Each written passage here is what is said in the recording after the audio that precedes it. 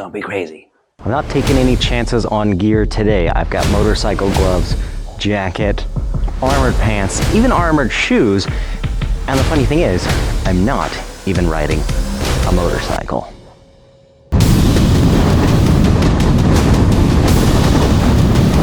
Oh yeah, lean it into the turn!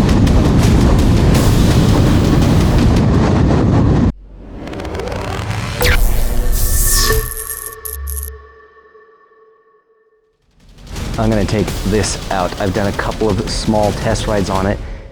It is crazy, scary, fast. It's the Inmotion RS.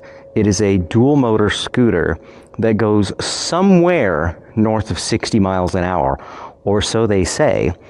And if that's true, then yeah, I think the motorcycle gear is warranted. Let's see if we can get connected to the RS here. Currently, it thinks I'm connected to the Unicycle that I previously did a video on. I know it's disconnected. I heard a beep. That's a good sign. New firmware found. Well, I guess sure. Yeah, let's go ahead and update it. So nice that you can do basically over-the-air updates through the app for it. What I wanted to check is some of the settings. I've messed with the power a little bit. You can adjust the bias between the front and the rear wheels, both on power and braking. And I know it was set to 50-50 out of the box, but I can't remember where I left it. So I wanted to go in and change that real quick before I get out on the road. So a few things about this while I'm waiting. I did just lower the handlebars down. There's some different settings here. You can slide this triple tree setup up and down. When it was all the way at the top, the height of the bars was nice, but they've got such an extreme angle going back that it kind of made them rather close. So I want to get them away from me just a little bit more, give myself a little more room on the deck. So I went ahead and lowered it down, tried that. I've left the suspension at the stock settings. They have a bunch of different holes for the suspension front and rear. So you can have this thing ride really low to the ground, or you can jack it up pretty high where you'd have a lot of ground clearance because of these tires right here and just the sheer power this thing has. I'm primarily going to be on road today. I did the dyno run already on a different day. This is the most powerful scooter I've ever seen, ever ridden. It's the Inmotion RS. So we have lifted the front wheel off the ground, strapped it down. Cade's gonna hold the front while I power it up, and the hope is I don't run him over. Yeah, that sounds like a good plan. Let's go in 3, 2, 1.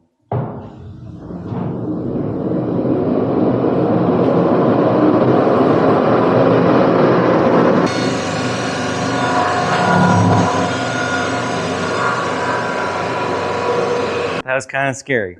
So at first I thought the speed reading was way off because this was reading like 70 miles an hour and that was only like 50. But then it dawned on me at the end, the front wheel was up to speed, but the back wheel was still accelerating. Because once it maxed out, it looked about the same. So this was reading like 75, and so was that. We have 80.44 pound-feet of torque, and that is with a single motor, which means the torque of both motors is gonna be 160 pound-feet, which explains why this thing accelerates insanely fast. I got 3.9 kilowatts right there. So 3,900 watts. And they say this is like 8,600 or something. So we're putting this at peak power just under 8,000. What if we double that? We're at 7,800 watts. Actually, that reminds me of the Lyric Graffiti. That was just over 8,000 watts. So that's a good comparison. This puts it into perspective. Lyric Graffiti, 8,191 watts. However, the torque of that was 89 pound-feet. The torque of this is going to be 160 pound-feet. So similar horsepower, but almost double the torque. And that was a fast bike, which means this scooter is just... All right, let's put this up on the dyno board. 161 pound-feet, 7.8 kilowatts. That is going to put it right up here. It more than doubles the next scooter. That was the Tiefgalopp T88 Plus at 3,800 watts, 87 pound-feet. This thing is just an entirely different league. I do feel like this is one of the smoothest throttles on a scooter ever. So this is a really steep hill that I take all the e-bikes to and see how fast they go.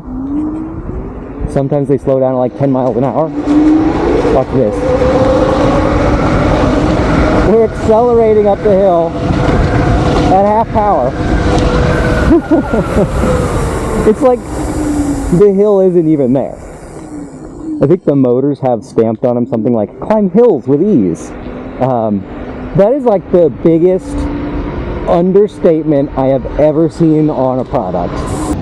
Every scooter's a little bit different, so kind of getting a feel for the handling a little bit still. Trying to avoid those speed wobbles. So I'm getting a little more of a speed wobble than I am comfortable with. Okay, so there's a damper right here. I'm gonna adjust that a little bit back at the shop and see if we can't make this thing a little more stable.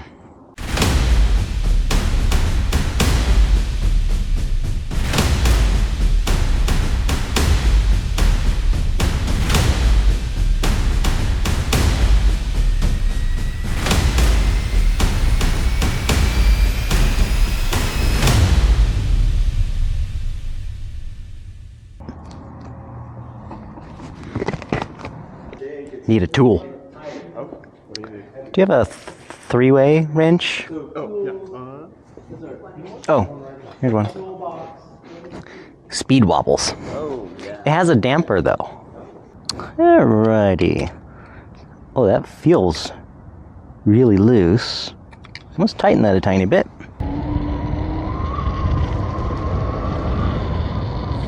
Is it my imagination or is it bitter already? I mean, these are decent tire size-wise for a scooter, but they're still way smaller than bicycles and motorcycles.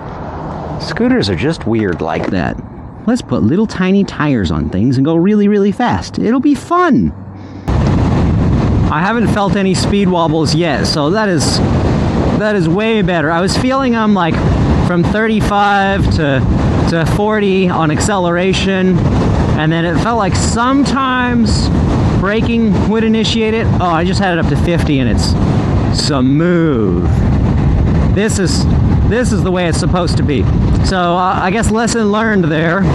If you get one of these things, before you go crazy with it, fiddle with that steering damper and get it dialed in to a better spot. I mean, I'm sure I could dial it in even better, but just giving it a few turns made a world of a difference in the handling. I think on the next turnout, I'll do that. I'll pull over and tighten it just a tiny bit more to be on the safe side. But it's close. At 45, it's pretty stable and comfortable.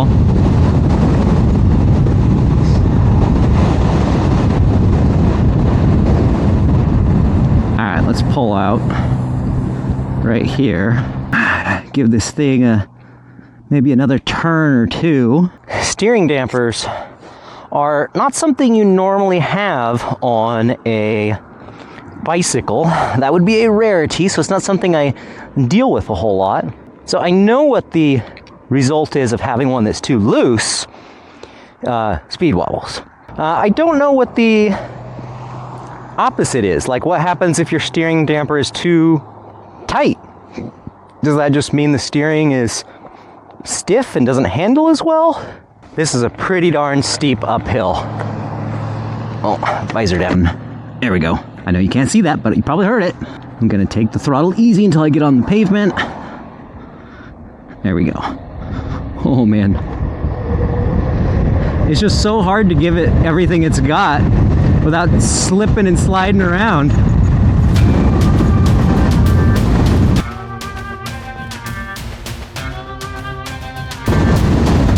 I caught up to this truck pretty easily.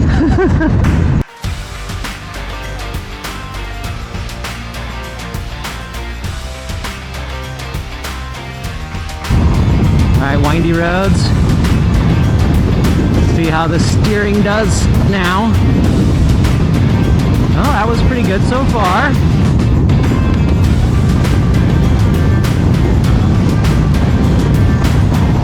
You guys can look at that view off to the right. I'm going to keep my eyes on the road.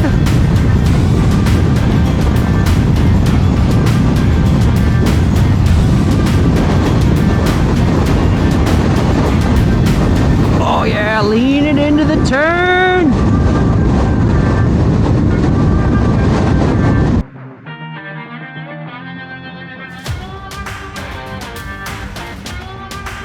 So I would say, not knowing, because I haven't had a real long flat stretch of road, not knowing exactly where the top speed runs out, but it's north of 60.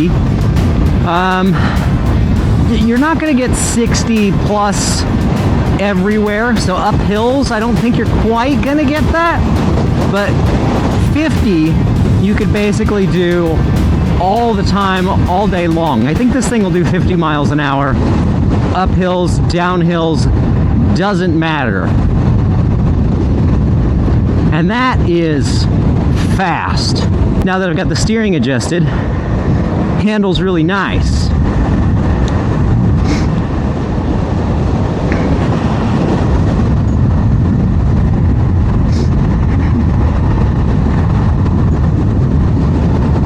So here we are, uphill, 48, 49, and you can see there's cars ahead of me, so I can't really keep it pinned.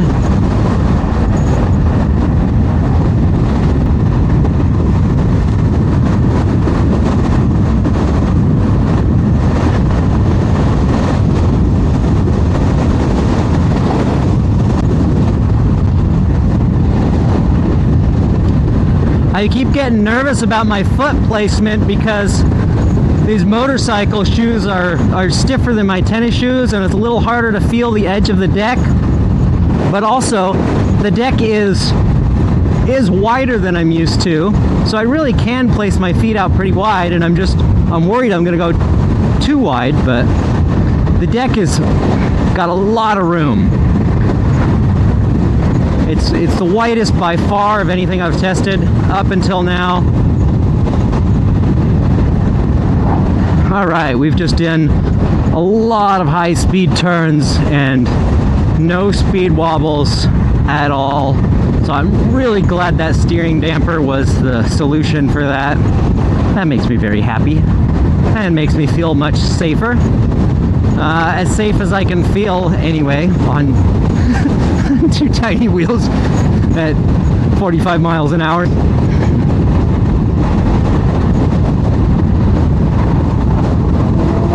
Here we go. That was not a passing lane. The yellow lines go the other way. I mean, even when you're moving along, like right now I'm doing 30. If I pin it, at least I don't slip on the tires, but you know, it zips right up to 45. It would zip right past 50 and then squeak on up over 60 if I had the runway for it. You have to watch out for cars because nobody is going to expect the speeds you are moving when you're on a stand-up scooter like this one right here. Like, they're just gonna pull out right in front of me. You just have to pretend like nobody sees you. It's kind of how you have to ride on a bicycle, motorcycle, or scooter, no matter what. But I think when you're going fast, you have to be even more careful about doing that, because you think, oh, they see me coming, they're not going to pull out in front of me. And they will, almost every time.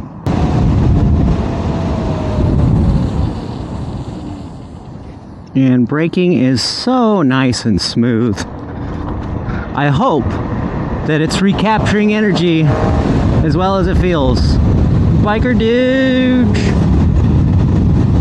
They're like, what the heck? That's a crazy scooter guy. Highway patrol, hello! It's just a scooter, don't mind me!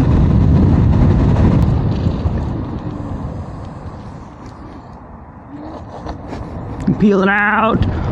Woo! I can just imagine if you live in a big city and have a lot of traffic that you could weave in and out of. This thing would be both dangerous and ridiculously fun. I mean, lane splitting, just zipping up to the next signal past all the cars. This thing could go everywhere so much faster than driving. It's just a more fun way to get around, a faster way to get around, arguably a more dangerous way to get around. It's faster, it's more power than anyone really needs on a scooter. If you want to go faster than this, you probably can, but you're just crazy. You're crazy if you ride this thing to its limits. But it's fun. I don't think I said what the price of this thing was. They run about $4,000, so it's not cheap. But I think for what you're getting, it really is an absolute bargain. That's a lot of battery capacity. That's a lot of power for the price. This is not just a fun scooter. In my opinion, this is basically an adrenaline rush. And I do feel like I have a responsibility of telling people, do not buy this for your teenagers. Do not buy this for your kids. This thing is incredibly fast, if that's even possible. The hydraulic brakes on it worked quite well. They would be, I think, undersized if you were relying solely on the brakes themselves, but the front and rear motors using that regenerative braking, which you can actually tune the bias of. Really nice that you can do that. Suspension-wise, I would say it was a little on the firm side, but there is a lot of adjustment to this. And personally, I would prefer that it is firmer and more stable and more controllable, especially at the speeds this can go. The motors were just marginally warm, even though I pushed this thing quite hard. I still think it's funny that they say on the side of there, climbs hills with ease. I did say the battery is quite large. To be specific, it is a 72 volt, 40 amp hour. Now, if you took this easy, realistically, you could get like 100 miles of range out of this. I got around 25 miles or so and used a little more than half the battery, and I was pushing it pretty hard. I liked the rubber on the deck, gave me a lot of grip.